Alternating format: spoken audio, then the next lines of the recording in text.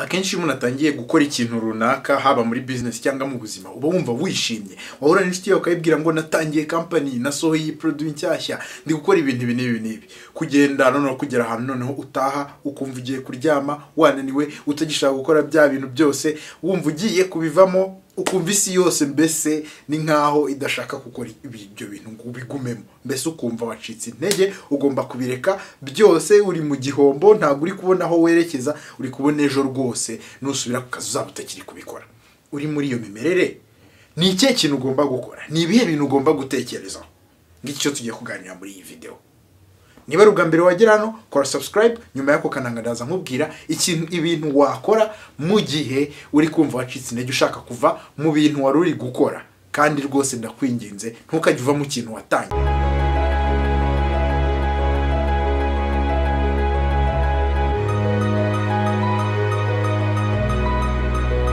ngo ikaze nk'ibisobanuzwe ngende Didier Joye tuganira ibintu byinshi bitandukanye business ubuzima impamvu ganira n'abantu business nanjye ndirwiyemeza mirimo nkora ibintu buri gihe buri munsi ibinci intege bituma numva nishimye ibyo nibyo umuntu abahoramo mu buzima tugiye kureba rero ibintu umuntu agomba gutekereza igihe ari gucika intege ngewe hari ibyo nkunda gutekereza iyo ndi kumva nacitse intege nshaka kuva mu bintu natangiye projet nkumva rwose biri ku kwanga nanjye siko buri gihe projet yose natangiye nyirangiza oya hari izinanira neza nkavuga ngo okay ibi ndabiretse ariko se ugomba gukora iki mu gihe uri gucika intege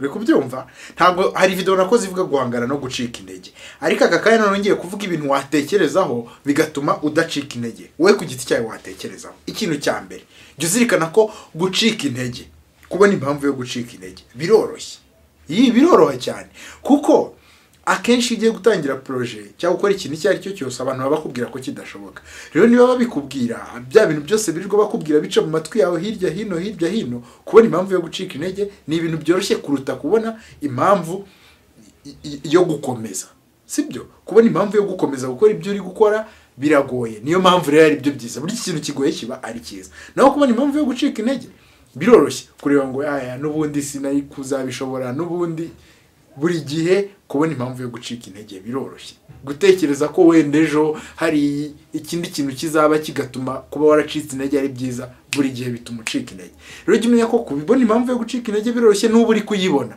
umenye ko hari indi nzira wagakwiye gufata ubu uri kuyibona kuko byoroshye kubona impamvu yo gukomeza biragoye jya uyishaka rero ikintu kigoye burya kiba ari cyiza ikintu cya kabiri ni uko abantu bose nibamenya ko wacitse intege bazamenya ko nubundi utigeze umenya ko washobora ibyo ngibyo uri gukora burya warivugiraga akenshi utangiye gukora projet uzarebe cyangwa uri gukora ikintu utangiye bushyashya wishimye uri excited uri kubwira abantu sha wowe petit nzaguha akazi wowe uzambura ndi kugenda mu modoka nziza uri kubyumva wumva nyine wamaze kugera kuri ya ntego yawe ibaze rero uraje abwiye ngo ngo wapi kabisa ngo bya bintu byaranze bose ngo tutabikubwira ngako bundi wajyaga mu biki uri kubyumva jya umenya rero ko bazamenya ko nubundi ntabyo wari gushobora jya ukomeza rero kugira ngo abantu bataguseka bati ya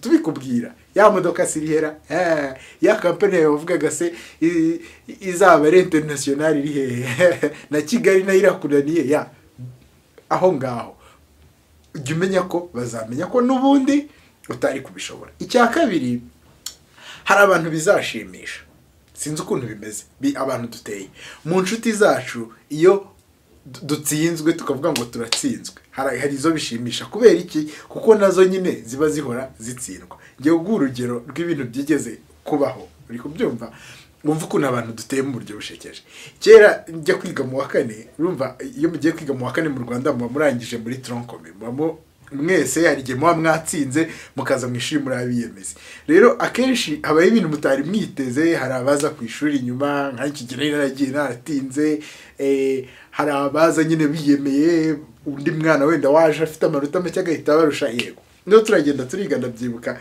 nagendanaga n'umwana twicaranaga n'undi wicaraga inyuma yanjye noneho kuko bari bafite amazina atondetse donc inyuguti zitondetse imbere y'izanjye, umwe yatangizwaga na i, undi atangizwa na n, ariko nkamukurikira nanjye nitwa Niyonzima, urumva. Noneho sasa umwe uwo bahamagaye mbere twiga turabana 25 yaje ari wa 24, ari wa 24 kuko twicaranaga nabago what ndaza ndo wa 25 tu, numva ngize ubwoba, ariko turabiseka kuko yari uwa mbere nitwumva ko ari ikibazo, turavuga bibaho.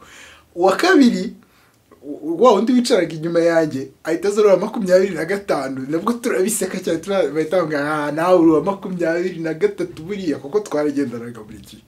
Ndangije mbu wa 10 mbaye wa 10 nibwo agahinda kaje rero. Ntago ubwa mbere bari babaye bumvaga ibintu bisanzwe, bahita babara ngo ya wese kutabaye nkatwe. Okay, nyuma byararagiye nawo nyine ntago bakomeje kuba banyuma, nyine urumva biba ari igihembwe cya mbere.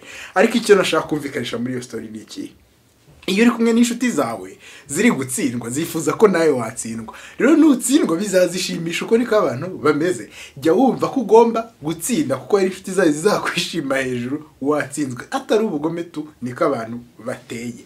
Ikintu cya kane ugomba gutekerezaho nujya gucika intege kigatuma udacika intege, nuko unless wagenda mwijuru Imana ikakwereka uko byari kugenda nyuma, kuko nta bundi buryo wabimenya, ntuzigera umenya uko byari kugenda. Kandi wenda iyo ukomeza byari kugenda neza, sibyo? Rero ntuzigera umenya uko byari kugenda, iyo story nyine izabirangiriye aho. Kandi wenda iyo ukomeza uri kubona inkuru nziza yo kuvuga, atari kuvuga inkuru yo gucika intege gusa. Reka ushobora no kukomeza gukora ibintu gutyo. Muri iyi video yindi, iyi ngiyi iri hano narabivuze, iyi ngiyi navuze ko ushobora guhindura, ariko ntugacike intege ngo uve mu bintu watangiye. Ikintu cya gatanu ugomba kuzirikana, burya ingaruka zo gucika intege ni nyinshi rwose kuruta izo kudacika intege, kuko uba warataye umwanya wawe uri gukora, ufite experience yose ubuyijugunye. Rero ntukave mu bintu watangiye ngo ucike intege. Oya, ingaruka zo gucika intege nizo nyinshi kuruta izo kudacika intege. Ikindi kintu cya gatandatu nuko nucika intege inshuro imwe, buri gihe uzajya uhora ucika intege uve mu byo watangiye. Binjyanye ku rugero rw'umuntu wigeze kunyigisha muri primaire, yabaga ari kutwigisha umwarimu ndamukundana n'ubu ngubu, yabaga ari kutwigisha ibintu bikomeye. Yatwigishaga hari icyongereza, kwigisha ari icyongereza umuntu utakizi ukamwigisha hari ibintu bita ama speech mu cyongereza, abantu bamwe baravuga ngo biragora. None yarazakatubwira ngo ntukavuge ngo ikintu kiragoye, iyo uri kukivuga bigasohoka mu kanwa kawe, ubwenge bwawe bwizera ko ari cyo. Ni kimwe rero no gucika intege. Nuvuga ngo iki kintu nkivuyemo, n'ubutaha icyo uzatangira uzakivamo, nkubwije ukuri. Ntukave mu kintu watangiye, sibyo? Kuko iyo kivuyemo ubwenge bwawe bufata ko nta kintu ushoboye n'ubundi ukakivamo, sibyo? Ntukibwire ngo ntago bishoboye ucitse intege.